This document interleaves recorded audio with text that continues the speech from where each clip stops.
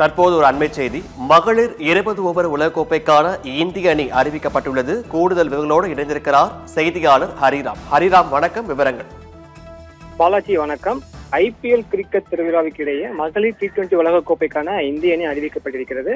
Captain Harman breath Kaur தலைமையிலான இந்திய அணி அறிவிக்கப்பட்டிருக்கிறது. இந்த அணியில் பார்த்தோமேனால் துணை captain Smriti Mandhana, Shafali Verma, Jemimah Rodrigues, wicket keeper batsman Richa Ghosh உள்ளிட்டோர் இடம்பெற்றுள்ளனர்.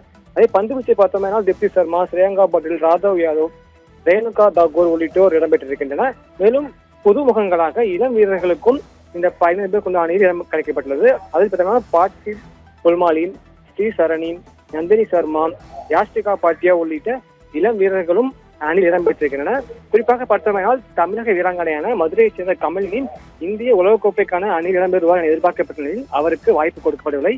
இது மேம்படுத்தப்பட்டிருக்கிறது. இந்த வகையில் ஜூன் 12ஆம் தேதி முதல் ஜூலை 5ஆம் தேதி வரை நடைபெறக்கூடிய மகளிர் உலகக்கோப்பைக்கான இந்திய அணி அறிவிக்கப்பட்டிருக்கிறது. இந்த தொடரை பார்த்தோம்னால் இந்திய அணி இதுவரை மகளிர் T20 உலகக்கோப்பையை வென்றது கிடையாது. அதிகபட்சமாக ஆஸ்திரேலிய அணி சுமார் 6 முறை வென்றிருக்கிறது.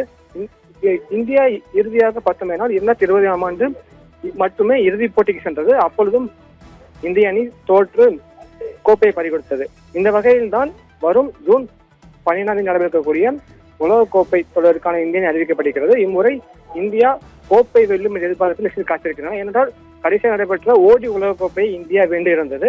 கிட்டத்தட்ட இந்திய மகளிர் கிரிக்கெட் அணி முழு பலத்துடன் இருப்பதால் இந்த தொடரை இந்தியா நிச்சயம் வெல்லும் என எதிர்பார்க்கப்படுகிறது. பாலாஜி, விவரங்களுக்கு நன்றி ஹரிராம்.